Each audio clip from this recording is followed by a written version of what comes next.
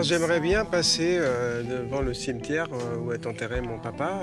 D'accord. Et ma maman repose aussi, ses cendres sont là aussi. Voilà, il est juste là. Et on va voir la croix celtique de la tombe de mon papa, qui est D'accord. un peu particulière, parce que c'est pas du saïsbreur, mais ça ressemble un peu. Voilà, puis ça me touche beaucoup qu'il soit là, parce que du coup, il y a vraiment ce lien terrestre. Votre papa, il vous a soutenu dès que vous avez eu la harpe entre les mains? Tout le monde ne sait pas que moi, j'étais le premier en fait à jouer de la harpe celtique en Bretagne. En fait. Ouais. Mais mon papa l'avait construite et on avait fait un véritable Stradivarius. On a pris notre bâton de pèlerin et on a été jusqu'à l'Olympia, première partie de Lynn Renault, trois Génial. morceaux. Ouais, génial. 3 morceaux.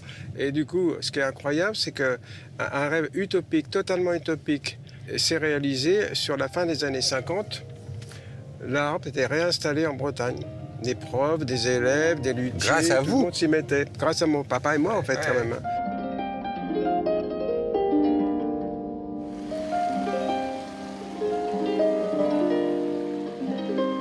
Pourquoi y a-t-il une statue de la liberté ici?